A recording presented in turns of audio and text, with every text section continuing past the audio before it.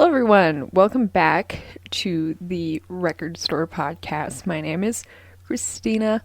If you're new here, this is a podcast where I just talk about one of my favorite albums for far too long.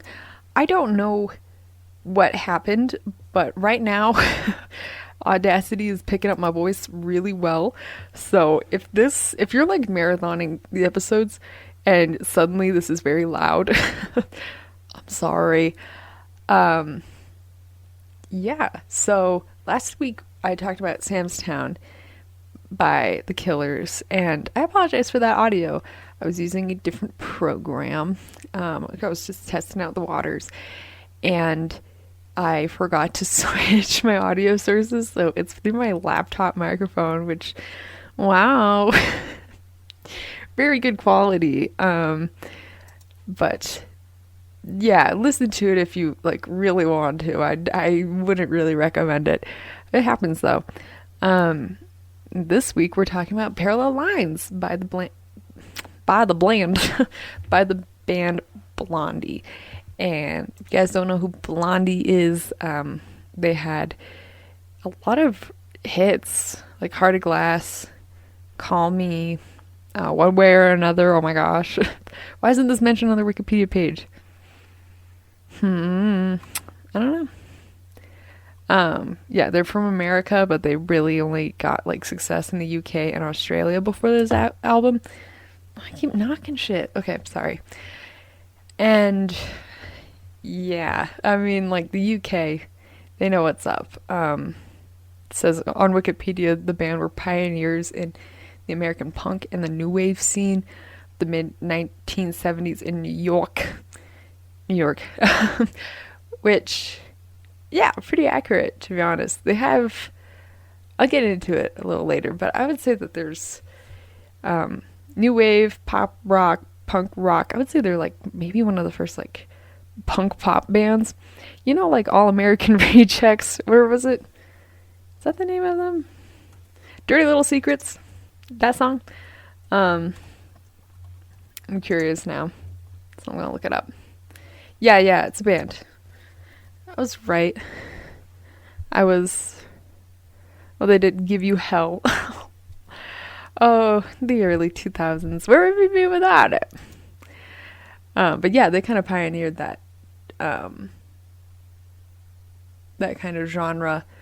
I would say that some of Blondie's sounds kind of sound like All American Rejects sound in the pop punk kind of thing. Because these are extremely popular songs, but they're kind of punkish, and I like them. Yeah, they were regarded as an underground band in the United States until the release of Parallel Lines in 1978, because Parallel Lines had One Way or Another and the song Heart of Glass. And I was having such a hard time coming up with which album I was going to talk about this week. But then I remembered I've had Heart of Glass stuck in my head for like the past week, and it's because of Miley Cyrus's cover, which is an amazing cover, by the way, has been trending, especially on like TikTok, which I'm very glad because we're all listening to this great album. Also, since my microphone is picking up my voice way more, I sincerely hope you do not hear my heater right now. So yeah, I had Hard Glass. And it has some other songs that I think are really good, and I'll talk about them. Let's see. I'm looking at the band's main Wikipedia page. It was founded by two people and had pretty much like the most consistent members have been Debbie Harry, the aforementioned Blondie. She's a lead singer, and the guitarist Chris Stein. And they used to date, according to Wikipedia, but they split. And they were both drug users, but are now clean. And then Debbie Harry is a godmother to Harry Stein's two children. Or Chris Stein. Oh, I'm so sorry, Chris Stein. Two daughters. So also Debbie Harry, I looked at her personal life on Wikipedia. I read her whole Wikipedia page. But her personal life section of her Wikipedia is so interesting. And it says in 2014, Harry revealed that she had relationships with women in her youth. All right, bye, Queen. All right, I see you. And then in her memoir, she wrote that during the early 1970s, she was lured into a car driven by the serial killer Ted Bundy in New York City, but escaped. Oh, ugh, Ted Bundy's so ugly. Sorry. I hovered over his name on Wikipedia. I saw his picture. I was like, ugh. Harry's description of the white vehicle stripped on the inside and missing the passenger door handle matched the 1968 Volkswagen Bundy was driving. However, authorities believed him to be in Florida at the time. Which is weird because Debbie Harry is from Florida. And then Anne Rule, an author of a book on Bundy, stated that exonerous claims of Bundy's abductions were not uncommon. So we don't know if it was Bundy or just another weird white guy in the 70s. Why were there so many? But I thought that was really interesting, and the person I least expected. I was like doing this research. I did not expect to read Ted Bundy. So I thought that was interesting, and I just wanted to share. As for my like personal experiences with this album, I'll be honest with y'all. I did not know much about this record before I listened to it. The album cover is iconic, and I'll talk about it in a sec. And of course I've heard One Way or Another and Heart of Glass. Who hasn't? And I thought those were really good, and I was interested in listening to them more. And to be honest, growing up, they have such a timeless sound. Like, if you were to release this album in the 50s, I'm sure people would like it. Maybe not a huge commercial success, but I think people would like it. But I thought this was a more contemporary band growing up. I thought One Way or Another was released pretty, like, recent. No, 1978. Like, I grew up in the early 2000s for context, and I was like, what the heck? So it's very interesting learning about this album. Obviously I knew Blondie had to be before then, but that just goes to show how timeless their music is, and it's still used in like commercials today, which is really impressive, and dare I say it, iconic. Phone, shut the fuck up.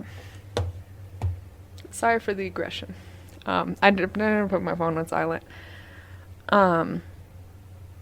So yeah, let's get into it. Let's talk about the actual album rather than weird Ted Bundy time. We don't need fuck Ted Bundy. Maybe controversial to say. Why? Yeah, so this isn't their first or even second album. This is their third studio album. It took them 3 tries to break out, and sometimes that happens. And that's okay. It was released September 1978 by Chrysalis Records. I don't know. Oh, it's a British record label. So it's it had international commercial success, but it reached number 1 in the UK in February 1979 and proved to be the band's commercial breakthrough in the United States, where it reached number 6 in April 1979. So of course it would be very popular in the UK. UK very much likes punk and new wave. The UK, it's spread from the UK, right? I don't know if you guys can hear my shelf always makes these noises like it's threatening to fall, but it will never fall. It has never fallen. Parallel Lines. Billboard magazine Parallel Lines was listed as number 9 in the Top Pop Albums year-end chart of 1979. Album spawned several successful singles, notably the international hit Heart of Glass. Heart of Glass feels like the strangest song on here because it doesn't really like fit the vibes of the album, but I'll talk about that later. Trying to scan to see if there's anything interesting. Yeah, she had drama with the producer. Yeah. Debbie Harry was like, I don't trust this guy. But I don't know. It seemed to end up okay.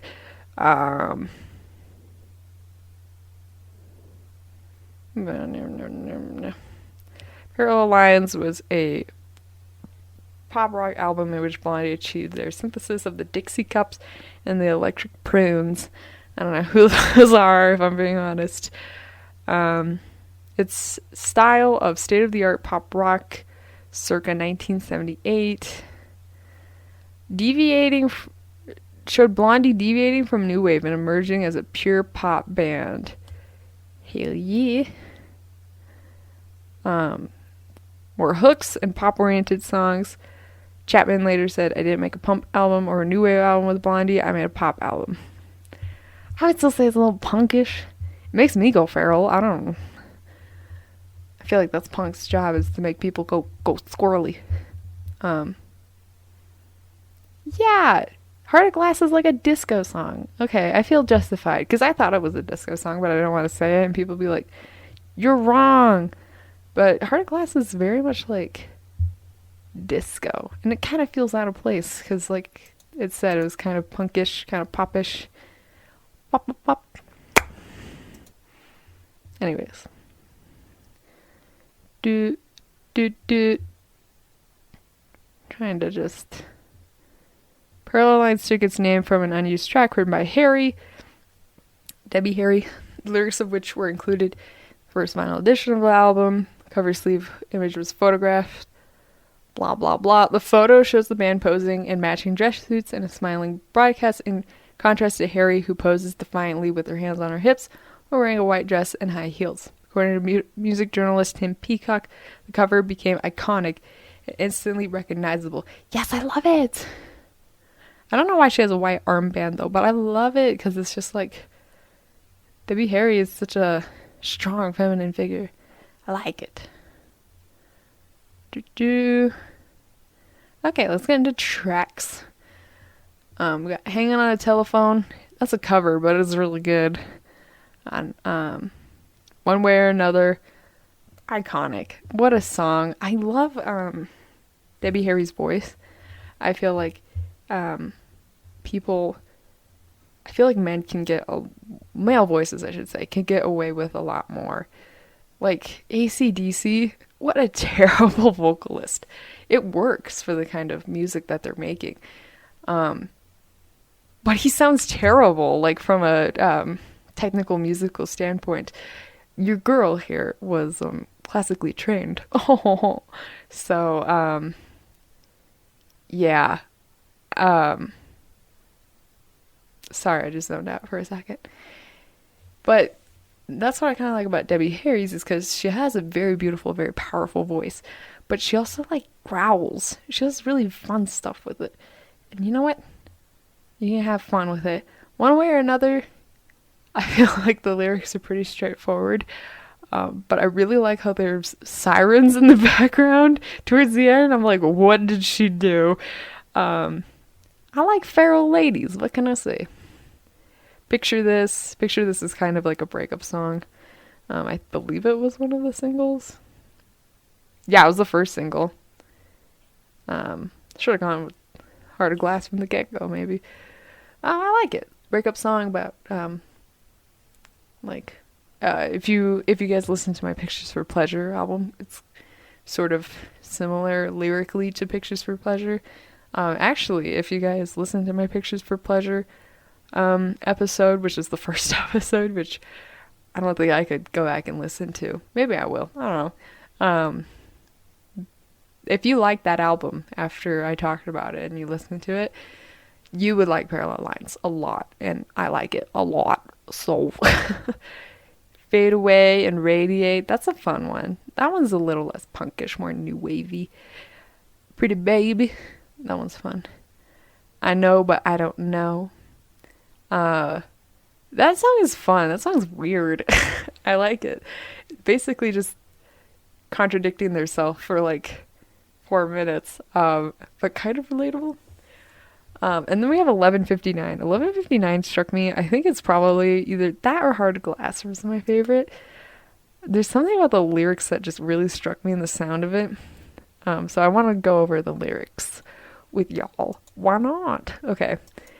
Leaning in your corner like a candidate for wax. Sidewalk social scientists don't get satisfaction for your cigarette. It's 10 to 10 and time is running out. Lock up your memories. Get out of here. You know that we can run. Yeah, there's something like kind of apocalyptic in this verse. I don't know. Maybe you guys have different interpretations. I love to hear it. Yeah, like that kind of sense of impending doom. It says, get no satisfaction from your cigarette. You know, like these temporary pleasures won't make you feel any less hopeless. Today can last another million years. Today could be the end of me. It's 11:59 and I want to stay alive. Yeah, kind of. Someone wrote a song bio on Junie's lyrics and said, this song can be concerning the nuclear arms race at the time, and so the narrator wants to live in the moment. 11:59 is the last minute of the day, but that doesn't matter to her. She wants to live her life as fully as she can. Yeah, I would agree with that. Mr., Mrs., or they. Sifelislam. Sifelislam. I don't know how to pronounce that. If you look on the Genius page, they'll be there. Pumping like a fugitive in corner from the night. Take down the freeway like a bullet to the ocean. Wait until morning. Take tomorrow by the hand. Take it down the highway like a rocket to the ocean. We can run. Yeah, sort of going on that live every moment to its fullest. I also find that like music made during the Cold War is very fascinating. It seems to be kind of like this, like we're having impending doom, but we're just going to party in the meantime. Whereas like nowadays, I feel like, especially nowadays, you know, there's more of a sense of hopelessness in late 70s, early 80s, you know, marked by a huge consumerist culture, right? I feel like they were just like, I don't know, just let me party. Which I think is so interesting. You see this with 1999 by Prince, which is an 80s album, ironically. And those lyrics are like, we could all die any day, but I want to dance my life away.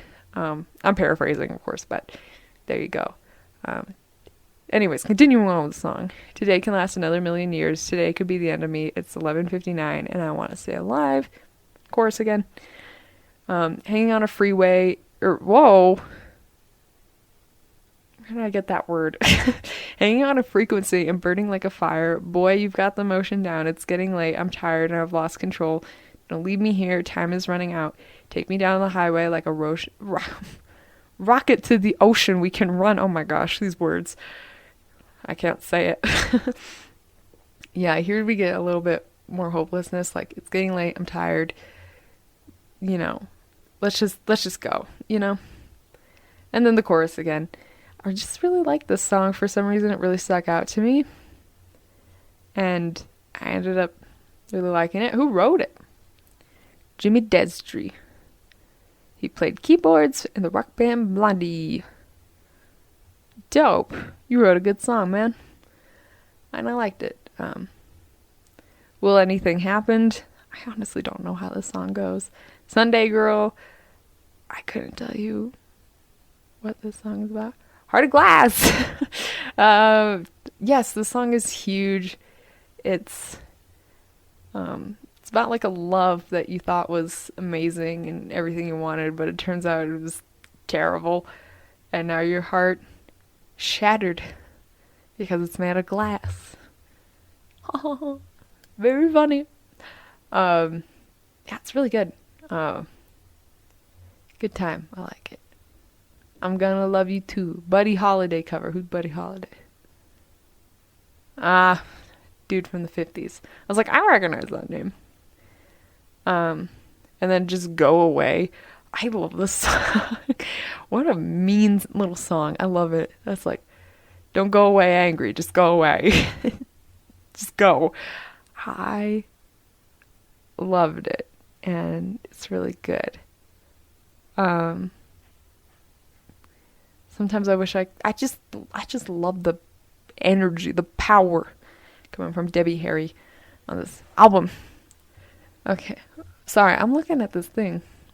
It says the album version of Heart of Glass was replaced with the disco version, which is almost 6 minutes long, on pressings of the album from March 1979 onward. The original length version of Heart of Glass appeared on the original US CD release in 1985. Although the CD artwork was proclaimed it was the disco version. Later editions of the Capitol disc had the mistake removed from the inlay, but it ran on the disc until its deletion. In 1994, DDC Compact Classics Gold CD release features the original version with the disco version as a bonus track. That's interesting. Which one did I listen to? I don't know. Whoop, whoop. Let's see. Oh, now we're at the references. Cool. Maybe I could talk about Heart of Glass more. Why not? I love Miley Cyrus's cover.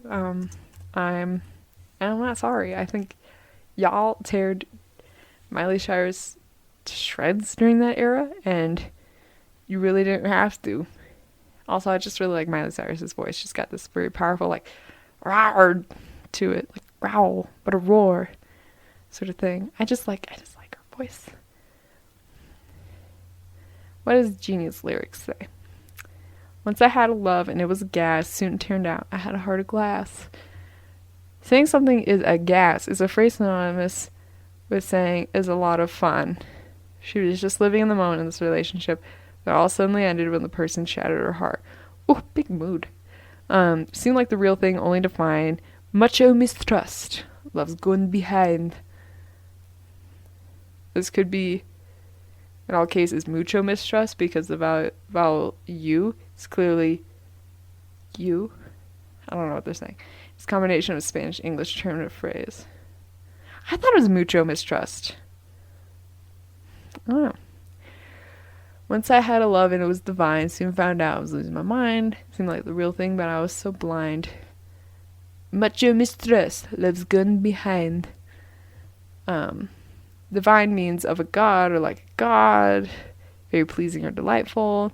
Could be puppy love. Okay, thank you, genius annotation person. Chorus 1. In between what is pleasing and I'm feeling fine, love so confusing, there's no peace of mind.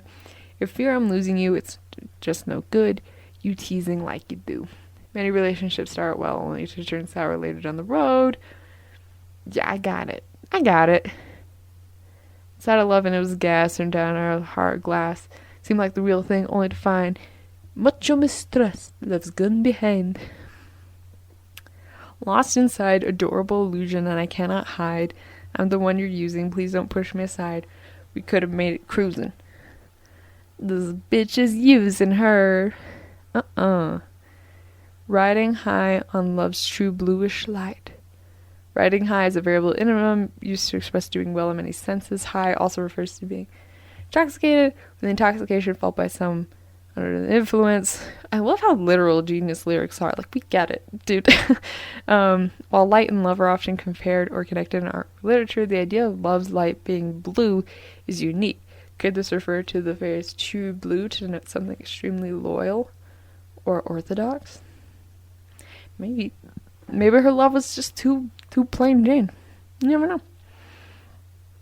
In between what is pleasing and I feel so fine, love so confusing, there's no peace of mind. If I fear I'm losing you, it's no good. You teasing like you do. Oh, this little single, the cover for the single, very 70s, 80s. Very 70s, 80s. Oh, that like really dramatic silver smoky eye business going on. Oh, fun.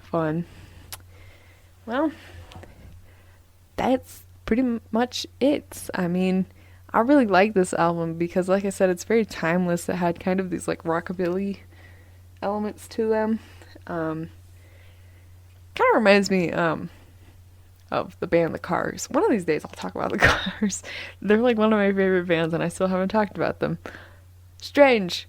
Yeah, and I really like this band and this album because it is so timeless. The sound sounds new and fresh despite it being 1978. Like I said, it has the rockabilly elements. Kind of started like punk pop. It's punkish. It's new wave. It says power pop on Wikipedia. What the fuck is power pop? Let me see. I'm curious now.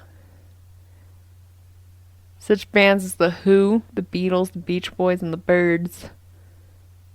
As young music fans began to rebel against the emerging pretenses of rock music. Oh, British invasion type stuff. Fascinating. Yeah, so I really like this album, and I really enjoyed listening to it. Actually, it was a vibe. It was good. I very much recommend it. So, yeah, and it's iconic, and you've probably heard the songs before, at least two of them. You know, the really big ones, and yeah, I kind of want to listen to more from Blondie.